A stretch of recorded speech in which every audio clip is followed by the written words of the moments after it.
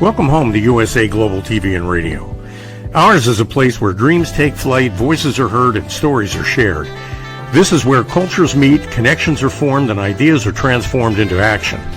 This is your destination for authentic storytelling, diverse perspectives, and meaningful conversations. We're where global stories unite and bridges are built beyond all borders. Discover our world of education, entertainment, hope, and inspiration. Together, we're building bridges worldwide. Subscribe to our USA Global TV channel and download our USA Global TV app. Be our guest or join our team. Visit usaglobaltv.com. With heartfelt thanks to our executive producer, Dr. Jacqueline Kerbeck, music scored by Yifei Tang from Cloud Road Music, creative direction by Paul Garcia, and I'm Al Cini, and I'm very proud to be part of the USA Global TV and Radio family. So join us here at USA Global TV and Radio. Make us your home for global connection. All rights reserved. This video and its contents are the exclusive property of USA Global TV and Radio. Unauthorized use, duplication, or redistribution in any form is strictly prohibited. Thank you for being a part of our global community. Let's inspire together.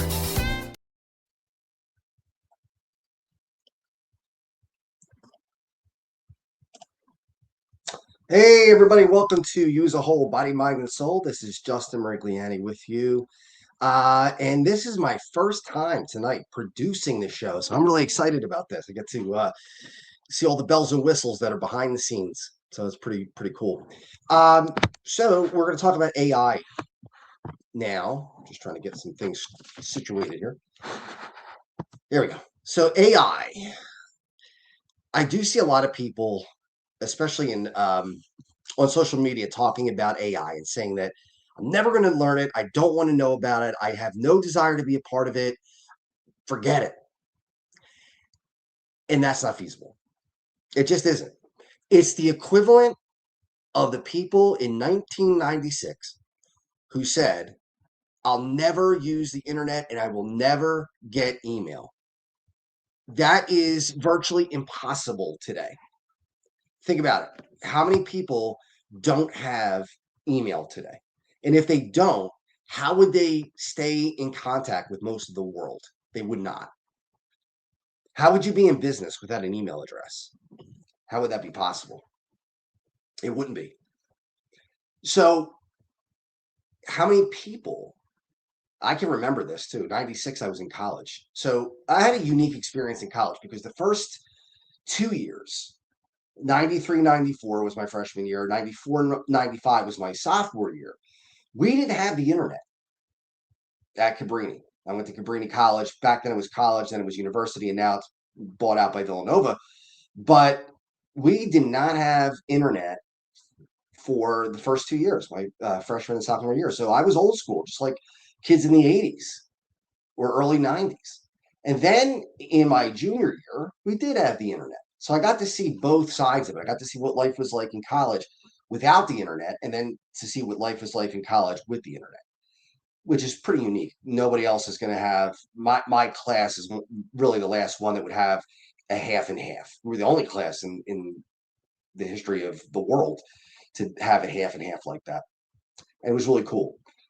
But I do remember people saying that they had no desire to be a part of the internet. They didn't want to do it. They didn't, it's gonna fizzle out. It's not going to be something that is going to be here forever. It's just a phase, or even if it's not going to affect my life. Well, in 2026, here we are 30 years later. I think it's safe to say that the internet has been a humongous part of our lives, whether you wanted it or not. You didn't really have a choice. There was no way to stop it. And if you want to be in business, if you want to run a charity, like I do, whatever it is, you have to be able to be found. And the only way you're going to be found is through the internet.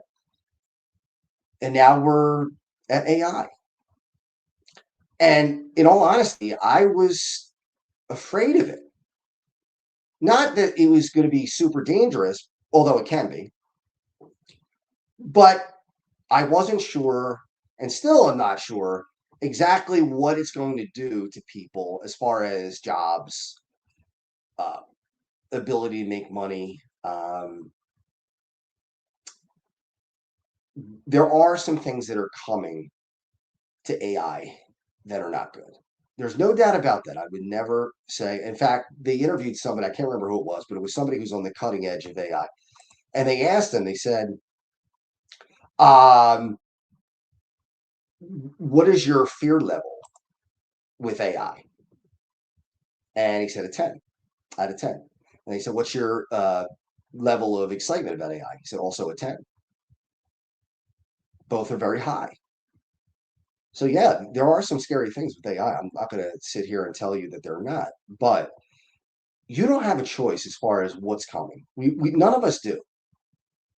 So, you might as well take the good stuff too. You're stuck with the bad stuff. You're stuck with the things that are dangerous, the things that might cost people their jobs. You can't do anything about that, but you can accept the good stuff. Now, what good stuff, right? What could be good? Well, I'll give you some examples. First of all, making money. My business has been for the last 24 years now, 24th year, corporate training. And I've trained people on the Microsoft applications, soft skills like time management, conflict management, how to be a leader, all these different types of communication skills, all these types of what we call soft skills. Really, a lot of people should call them essential skills because those are the skills you really need to be successful. Obviously, computer skills are important too.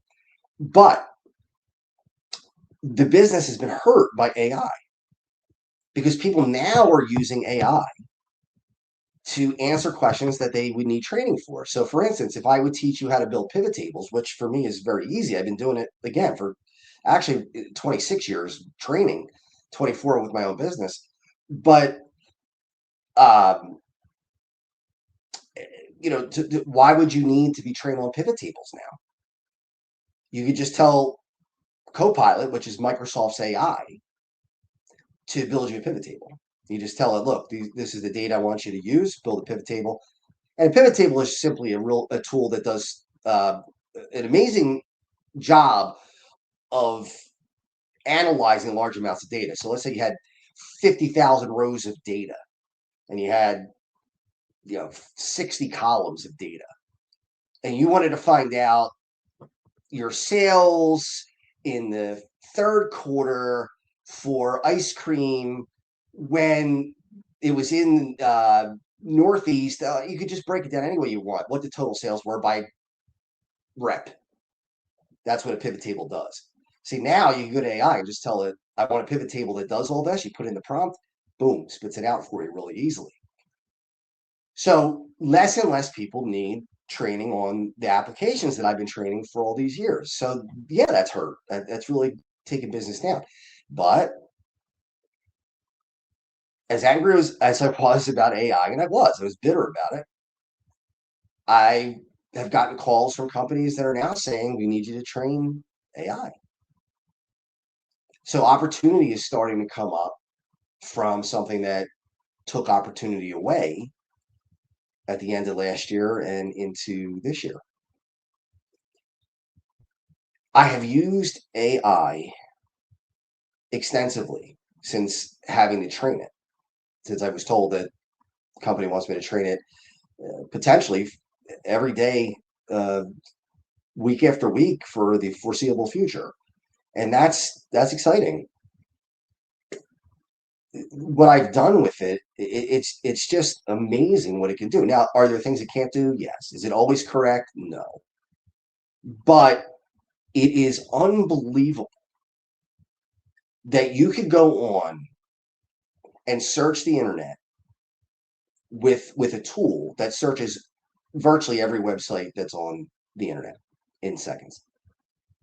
So I have helped people who wanted to find a new job. Now, in the old days, and when I say old days, just a few years ago, a year, 2, 3 years ago, if you were looking for a job, you would go on a site like monster.com or you'd go on Indeed, all these different sites to find jobs. But you had to do them one at a time. You go to Monster, you put in the job you wanted, and then you'd find jobs. You'd have to search for the area, your salary range, and then you'd have to do that on Indeed. Then you had to go to all the other ones. There are a bunch. I'm not going to name every one of them, but the two biggest ones are Monster and Indeed. Now you could go on and you could search on really any AI, whether it's ChatGPT, which is my AI of choice, Copilot, which is Microsoft's AI, or Gemini, which is Google's AI. You could just put in what job you're looking for. You could upload your resume and tell ChatGPT, I'll use as the example because that's what I used, what the person's looking for as far as job, what is in the area. You can tell what area, Philadelphia and 30-mile radius or whatever you want, what salary range you want, and what matches best to my resume. And in just a few seconds, boom, these job listings come up, one after the other, after the other, after the other. And it tells you by percentage how likely it is that you would be a fit for this job. I mean, why would you not want to use that? What would stop anyone from using a tool that does that? And I know that fear is a big part of it. I get it because I have fear too about what it's going to do in the future. And it's just going to get bigger. It's not a matter of when, if, it is when. And the when is not really that far off. We're looking at probably 3 to 5 years before every one of us has a robot in the home. I know that sounds ridiculous. You're going to say, Justin, are you out of your mind? We're going to have robots in our house? Yeah. Yeah. How many people said that about TV in the 50s? We're not going to have a TV in our house. We go to the movies. We listen to the radio. We're not going to need TV. Could you imagine being in a household that doesn't have TV right now? Virtually everybody has TV. Not everybody. There are some people who hold out, and that's fine. But most of us have a television, if not multiple televisions. So AI is really the same thing. It's something that is going to be a part of your life, just like the internet became part of your life. For good or for bad. Again, you're stuck with the bad stuff. I'm not denying that there are dangerous things with AI and things that are going to be painful, like people being replaced by AI in certain jobs. So what do? Do you just bury your head and say, forget it? AI is going to take over the world. I'm out. I'm done. I'm not going to get a job. I'm not going to work. I'm not going to even try. I mean, if you do that, then yeah, you are going to be left behind. There's no doubt about it. You will not survive that. So either you embrace it and move forward with it, or you don't and get left behind. I'm choosing to go forward with it. The fact that I have opportunities to train this is exciting because it means my business will pick up again. If I don't do it, then my business is going to be gone. I'm just going to have to end it and just get a job somewhere as a full-time employee, which is fine. I'm not saying there's anything wrong with that. And if I have to do that, I will. But certainly when you build a business from the bottom up for 24 years, it's kind of tough to see it go away. So I would like it to revive if I can. And the only way it's going to happen is with training AI. There's no other way. I can't say, well, you know what, I have all the Excel classes. Now, look, I don't think it's a good idea to abandon Excel and PowerPoint and all these things and learn how to do things. Because I'll give you an example. If you want to build simple formulas, you could do it much faster in Excel than you could do it through AI. Because in AI, you have to put in the prompts, you have to upload the file. I could go into a file, because I've done it so long, where I could put in simple functions like sum, average, max, min, and then just create the formulas, autofill them down, and literally in seconds, I could knock out thousands and thousands and thousands of rows of a spreadsheet. AI could do it too, but not as fast because it would take longer to put all that stuff in than it would be just to build the formulas yourself. So part of knowing AI is knowing what you shouldn't use it for, what you should do manually instead of through the artificial intelligence. And that's what I'm starting to learn now. Now, does it make mistakes? Absolutely. I'll give you an example of one that I actually corrected it. A friend of mine told me that if you put in how many R's are in strawberry, it would get it wrong. So I tested it. I said, all right, how many R's are in strawberry? And sure enough, it said two. There's three, right? Strawberry. So there are three R's. So I said to ChatGPT, I said, you're wrong. It's three R's. It's not two.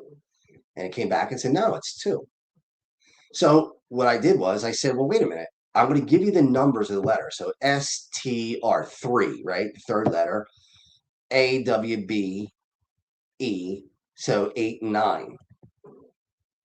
7 and 8. I'm sorry. No, 8 and 9. 8 and 9. So 3, 8, 9 are the letter R's in strawberry. And I told it that. Look at the third letter, the eighth letter, the ninth letter, and you will see that there are three R's. And it said, you are right. It's three R's. Now, if any of you go into ChatGPT and you ask it how many R's are in strawberry, it will tell you three. And it will break it down for you exactly how I explained it to ChatGPT. So you're actually, when you're using it, if you're correcting it, you are making it better for everybody else because it learns. Now, that also can be a drawback because some people put in information that is incorrect and they can make Chat GPT or any other AI make mistakes. Now, Chat GPT, I didn't know this until recently. It is the basis for all of the other AIs that I'm using. Gemini uses Chat GPT. Copilot uses Chat GPT. So theoretically, no matter what you're on, whether it's Copilot, Gemini, or Chat GPT, you are using Chat GPT. Do you want to spend money unnecessarily? I would think most people would say no. Makes sense, right? Why would we spend money that we don't need to spend? Doesn't make sense. So why are people avoiding artificial intelligence to do simple things like create a briefing for you for a court case? I met a friend of mine tonight before the show, and we went over a court case that he's looking to. There was a vendor that's not paying him for work done,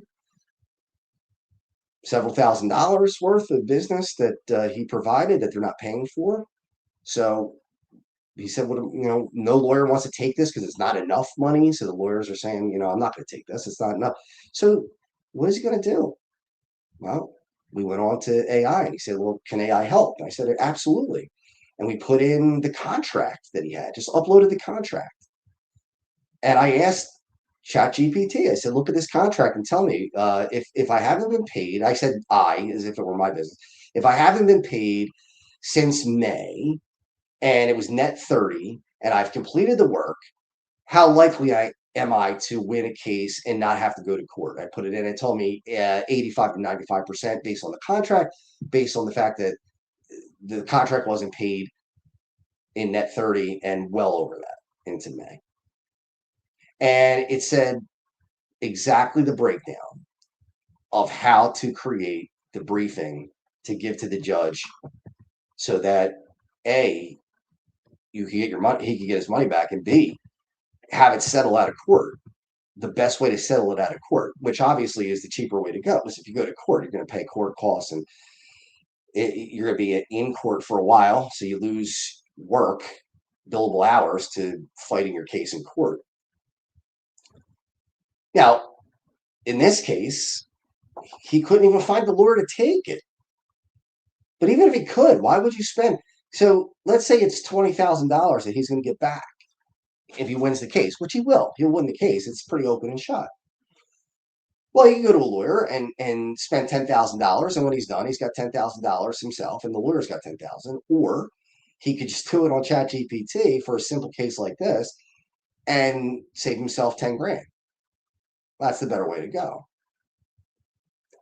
I'm not telling you that if you are convicted of murder or if you're in serious, serious legal trouble, whether it's a divorce or criminal law, whatever it is, I'm not saying that you can replace lawyers in that case. But in instances where it's something simple, yeah, I mean, ChatGPT could save you time, could save you money.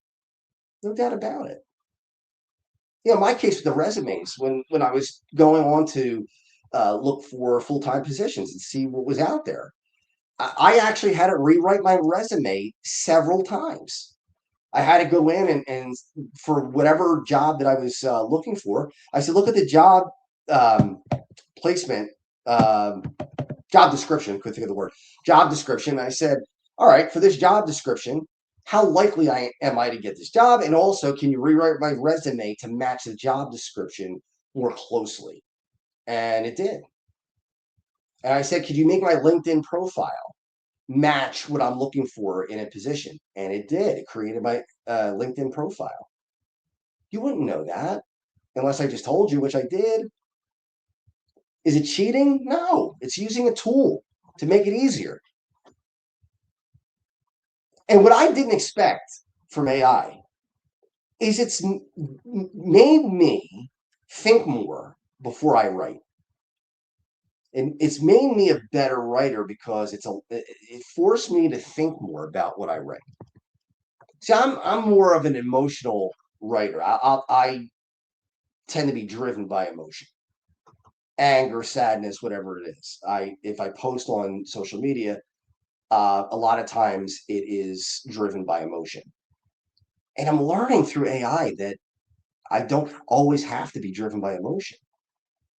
That it's okay to be more logical and to step back. And you get the same message across, maybe even better, by being more controlled and being less snapped, where you're using anger or getting preachy, doing things that saying things that maybe people will not listen to because they feel that it's condescending. Again, is that cheating? No, it's making me a better writer. So that now when I write something, I think about it. Do I ever plug it into AI before I send it? Absolutely. Do you spell check your files before you send them out? I would think so. Most of us would do that. All of us should do that. You don't want to send something out with spelling errors in it. So the bottom line is, what are you going to do? Are you going to just hate it and try to hope it goes away? Or are you going to, I'm not going to say embrace it, but are you going to accept that it's a part of your life? The self-driving cars that are available right now. Now, they are not ubiquitous, of course, but they will be eventually. That's where we're headed. You're not going to be driving a car anymore eventually. It's going to be self-driving cars. Now, people say, well, that's dangerous. They're not going to be able to stop, right? I can't remember what the number is, but right now, already, self-driving cars are safer than human-driven cars by a pretty wide margin. And that will only get better in time.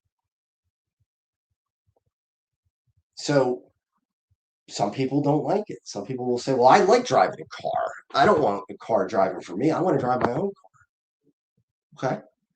I get it. But if it's safer, less deaths in car accidents, less injuries in car accidents, you still get to where you're going in the same amount of time that you did when you were driving. Do you just say, forget it? I don't want to do that because that's weird and that's new. We don't know that life yet. So it's got to be strange. Yeah, in the beginning it will be strange, sure. But eventually it's going to be like everything else. It's going to be natural. You won't even think twice about it. It'll just be. It happened before. Cars, horse and buggies, right? Horse and buggies were the, way to travel in the 1800s, late 1800s into 1900, early 1900s.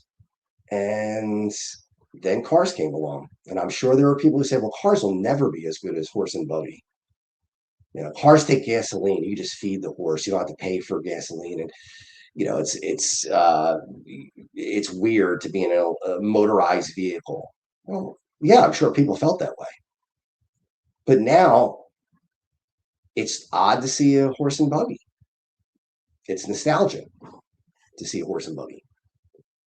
People take horse rides in Philadelphia, where I'm generally in the Philadelphia area, but that's for fun. It's not the mode of transportation that people have. If you want to go to California, how are you going to take your horse and buggy if you're going to drive? You can't. You can't go cross country on a horse and buggy, but you can with a car. You can with a SUV or whatever, a camper. We have planes. Some people probably thought planes too dangerous. You're going to put something in the air to fly like a bird. How are you going to do that? That's crazy.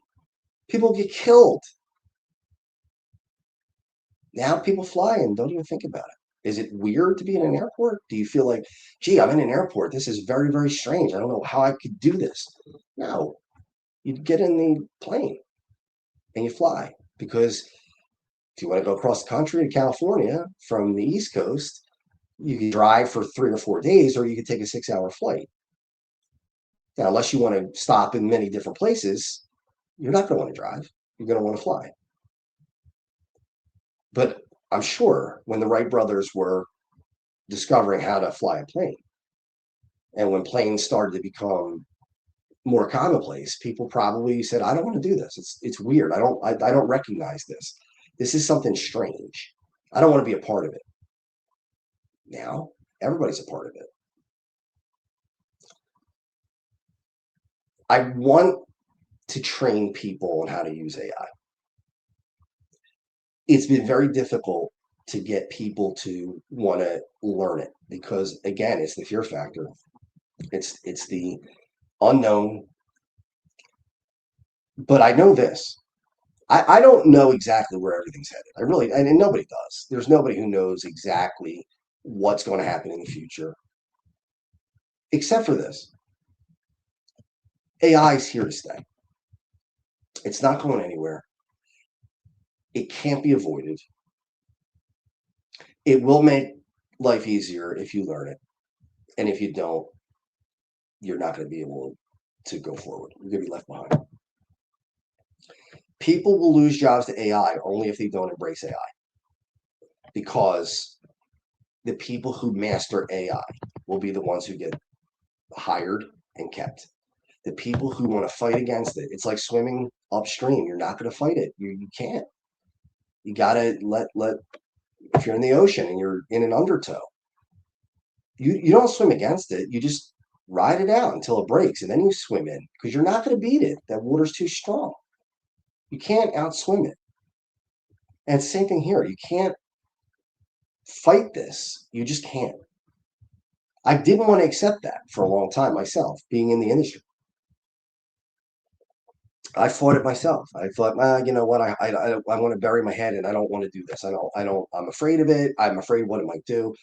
I'm angry that it took some of my training away and hurt my business. And then I said to myself, what are you doing? What are you doing? You can't avoid it. You gotta learn it. And not only do you have to learn it, but you have to train it if you want to stay in this industry. If not, you're done. Just the way it is. Now, what else can it do? It could create podcasts. You might say, that's crazy. How does it do that? You could upload a book into, I think it's Gemini that does this. I don't think it's any of the other ones yet. But you could upload a book into Gemini and you could actually ask it to create a conversation between two people.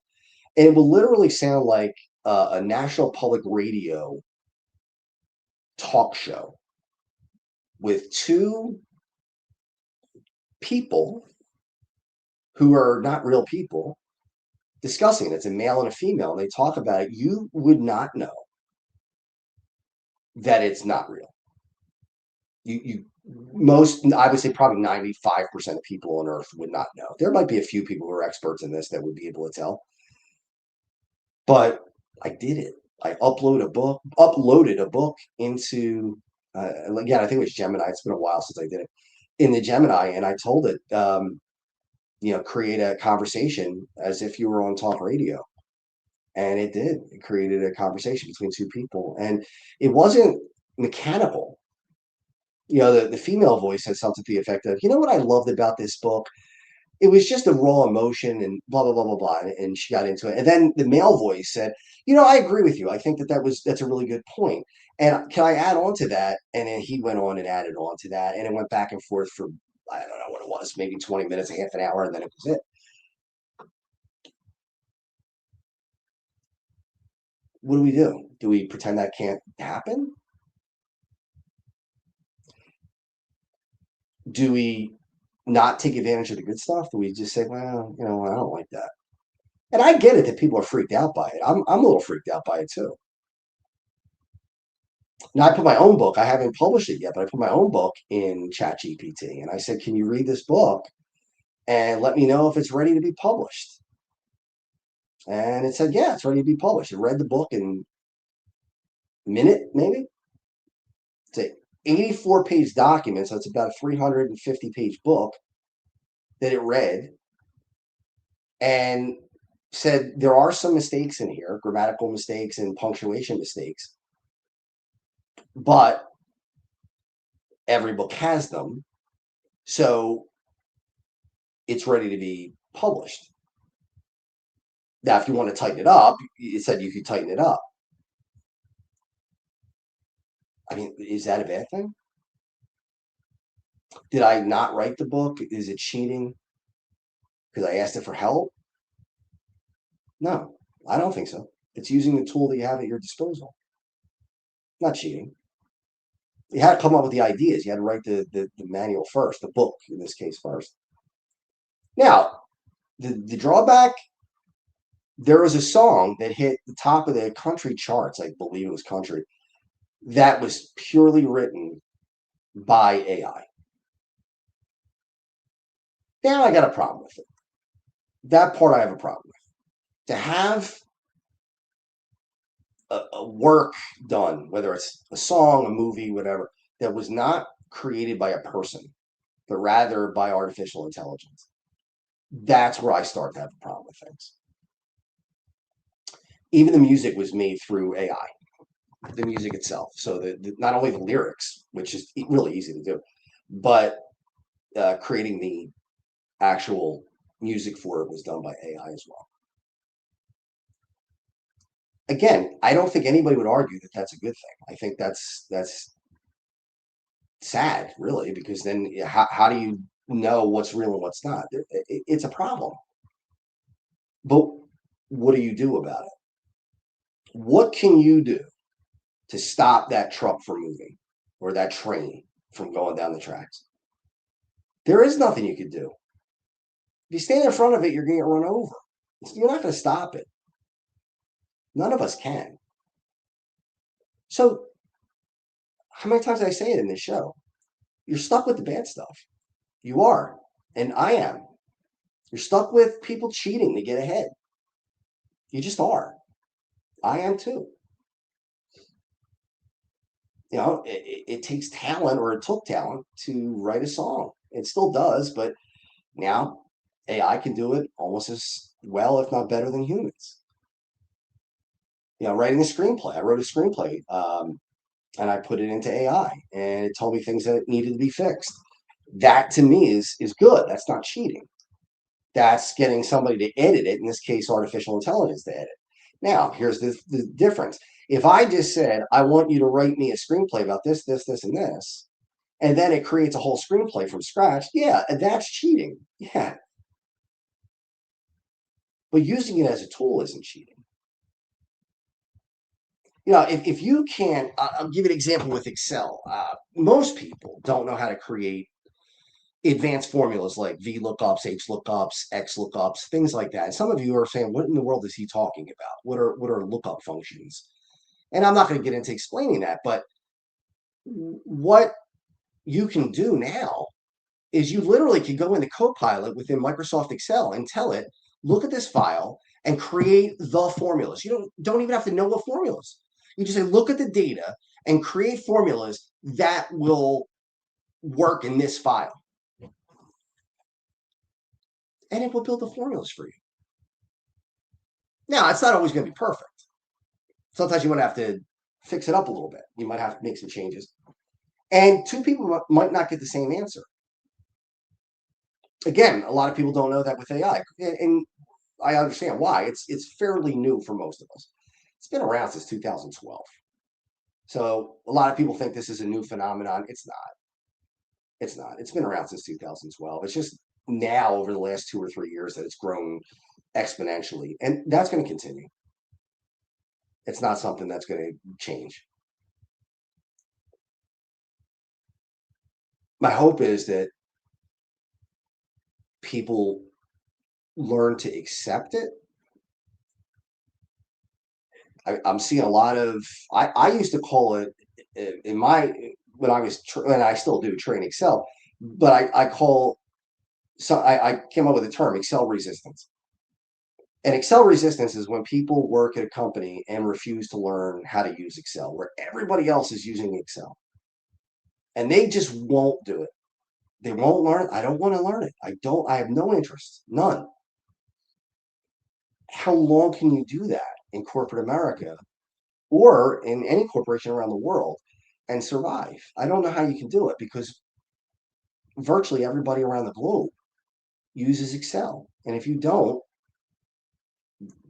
you're not going to last long. And I have people taking Excel level 1 still. And they say, I don't want to do this. I get it. I understand that it could be a little intimidating, especially if you're older, if you're weren't brought up on software. I'm 51, and a lot of people my age didn't grow up on it. We didn't have Excel when I was a kid. We didn't have Word or PowerPoint. Now, when I got to college, we did, and then after college. So people my age and up can struggle with it because they didn't grow up with it. And people who are older than me by a decade or so are even less receptive to it because they say, well, I never had to do this before. Why do I have to do this now? Because the world changed. It changed. There really is no other explanation for it. It's not something that's out of the ordinary. It's just life. It changes. And either you adapt to it or you don't. I mean, you have a choice. But what life do you want to live if you're not going to adapt to it? And you make other people's lives harder too when you don't adapt. Because if I'm in a company and I'm using Excel and I send you an Excel spreadsheet and you come back to me and say, well, you know what, I don't like Excel. I don't use it. I can't figure this out. Well, now I have to do all the work. You can't collaborate with me if you don't know how to work with it. So now it's pushed on to everybody else. How long is a company going to put up with that? I got to be honest with you. If I ran a company, I would give everybody an opportunity to learn what they needed to learn, and I would give them training, and I would offer as much as I could. But if my business was hurting because people didn't want to take advantage of that, and they said, well, I'm not going to do it. You're not going to make me do it. I would have to go in another direction. And not to be mean and not to be nasty, but if it's hurting my business, if I'm running a business and I need to make money, because every one of us, we don't work for free. We work because we need to make a living. That's why they pay you to go to work, because it's not fun. If it was fun, you would have to pay to do it. Work, you get paid. So if I'm losing money because somebody is not willing to learn, I can't keep them on. I mean, it might sound cutthroat, but it's not, because if you give everybody the opportunity to do something and they just won't do it, they just won't budge, well, then what are you going to do? You don't have a choice. Do you want to be in that position yourself? Do you want a company to look at you and say, look, you just don't know AI, and we need people who know AI? You may say, well, I can get the job done. It only takes me 3 hours. Well, guess what? If somebody else is interviewing for that job and they know AI and they can get the job done in 5 minutes, you're not getting the job. And you shouldn't get the job because you're costing more money. Time is money. If you take more time to get a job done, you're costing that company money. They see that. You don't have to love it. You don't have to love Excel either. You don't have to love Word. You don't have to love PowerPoint. You don't have to love any of this stuff. But you have to accept that it's part of your life now. Get ready to wrap up, but I just want to. I mentioned something earlier. There could be robots in the house. Yeah, there could be robots that are in your house. How about Roomba? That's been around for a long time. It's not new. It's going to get more advanced, but you're going to have robots that are going to be vacuuming your house at some point, just like the Jetsons. It's not a matter of if, it is a matter of when. And that when is not far off. We're 3 to 5 years away from that. Just is what it is. I hope you'll come and take some training from me. You can go to www.justin, I'm sorry, justforutc.com. And you can email me at justin@justforutc.com. My cell number is 610-324-5545. I am training people with their own work. I'm not training them on abstract information. I'm training them with their own work, and they're not only learning, but they're getting their work done at the same time. So it's a win-win. But yeah, you have to accept where we're headed and where we're going to be. All right, my friends, thank you for joining me this week. I really do appreciate it. I will see you back here next Monday. Enjoy the rest of your week. USA Global TV and Radio proudly presents Tracy Cram Perkins, a dementia caregiving survivor teaching how to balance care with peace of mind. #1 resource for dementia caregivers. It's the book Dementia Home Care: How to Prepare Before, During, and After. Over 17,000 copies sold of this must-have guide. And now a testimonial from Tracy Smith. If I was to describe this book to someone who is going through a similar situation, I would underscore how important it is to have some sort of a tool or a guidebook to help you through certain stages. And there's so many, it's such an unknown topic to the average person. And to have this as a reference is essential. It's going to help you get through it personally, as well as help your loved one manage. To learn more, go to tracycramperkins.com.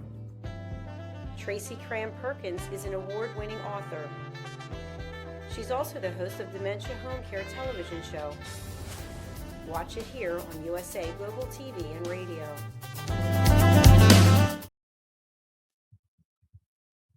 Thank you, viewers and listeners of USA Global TV and Radio, for joining us today. We're honoured to have your time and attention as part of our global community. At USA Global TV and Radio, we believe in the power of authentic conversations, meaningful connections, and creating a world of possibilities together. Want to be part of something bigger? Join our team of elevated listeners at usaglobaltv.com, a space where your voice matters and your ability to listen transforms relationships. Stay connected with us across all our platforms for thought-provoking discussions, expert insights, and empowering stories. Subscribe to our channels at youtube.com/c/USA Global TV. Follow us on social media and explore the endless opportunities we're creating for growth, learning, and inspiration. Together, we're not just broadcasting, we're building bridges and changing lives one conversation at a time. For inquiries, contact us at info@usaglobaltv.com. Produced by Executive Producer and Director Dr. Jacqueline Kerbeck. Voiceover by Mike Porter. Creative direction by Paul Garcia. All rights reserved. Visit usaglobaltv.com to view our full terms and conditions.